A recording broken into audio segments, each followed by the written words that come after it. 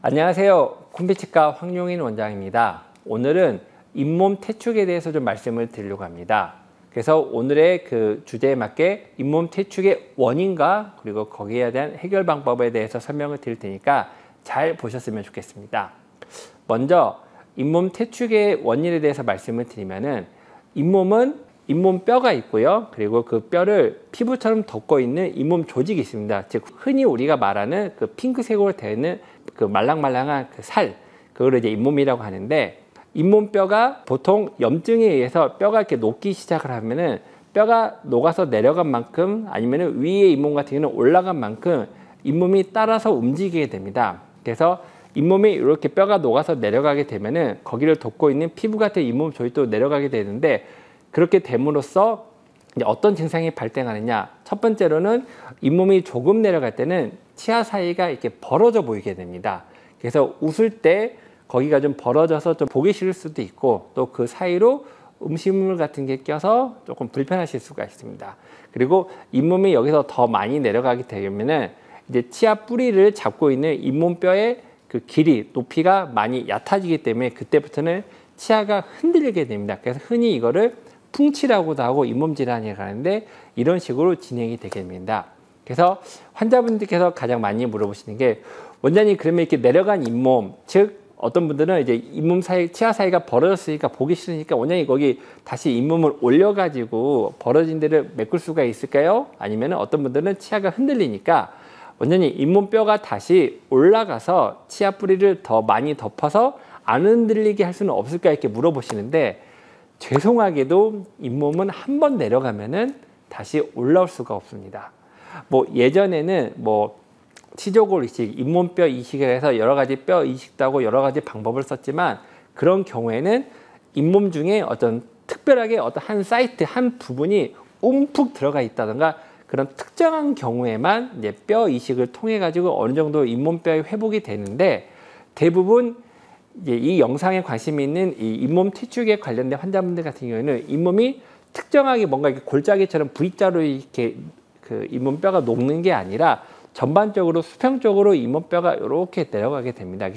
그래서 퇴축이 일어나는 경우인데, 이렇게 수평적으로 잇몸뼈가 녹는 경우에는 다시 이렇게 올라가는 경우가 불가능하다고 보시면 될 것 같습니다. 그래서 지금도 이제 많은 치과 의사들과 여러 과학자들이 연구를 하고는 있는데, 잇몸뼈에 관련된 아직까지는 뭔가 예전처럼 이렇게 정상적으로 올라갈 수가 있나, 아직까지는 좀 불가능하다는 쪽으로 이제 연구 결과가 나오고 있고, 아직까지는 거기까지는 이제 더 개발되지는 못했고, 제가 갑자기 생각난 게 약간 잇몸 퇴축이 탈모랑도 비슷하다고 보시면 좋을 것 같습니다. 그러니까 한 번 잇몸이 퇴축이 되면은 원상복구가 안 된다. 이거는 한 번 탈모가 일어나면은 어떤 약을 쓰고 해도 더 안 나빠지기는 할 수가 있지만 다시 머리가 나지 못하게 하는 것처럼, 그런 식으로 생각하시는 게 쉬울 것 같습니다. 그래서 처음에 말씀드린 것처럼 잇몸 퇴축이 됐을 때 치료 방법에 대해서 설명을 드린다 하면은, 잇몸을 한 번 내려가면은 뭔가 원상복구는 현실적으로는 어렵고,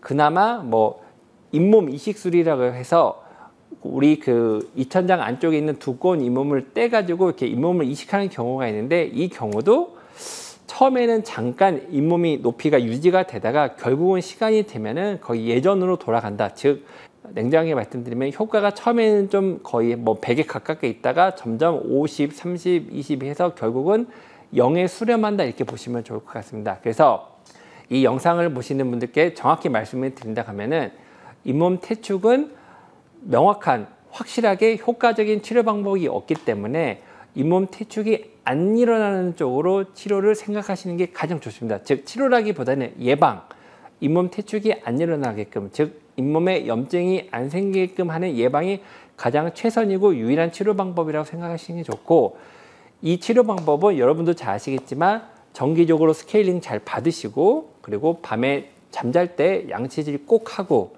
그리고 좀 스케일링으로도 좀 부족하다 그러면은 정기적으로 1년에 한두 번씩 잇몸 치료 같은 거 하고, 요 세 가지 방법이 그래도 지금까지 나온 가장 유력하고 유일하고 효과적인 방법이라고 생각하시면 좋을 것 같습니다. 그래서 오늘 영상을 찍으면서 뭔가 잇몸 퇴축에 관련된 뭔가 드라마틱한 치료 방법이라든가 뭔가 솔루션을 좀 전달했으면 더 좋았겠지만, 너무 이렇게 아쉬워하지 마시고 더 이상 잇몸 퇴축이 안 일어나게끔 다시 한번 강조하지만 정기적으로 스케일링 받으시고 그리고 필요하면 잇몸 치료하시고 양치 잘 하시고 이걸 잘 지켜가지고 내가 이제 잇몸 퇴축이 일어나서 후회하는 일이 발생하지 않으셨으면 좋겠습니다.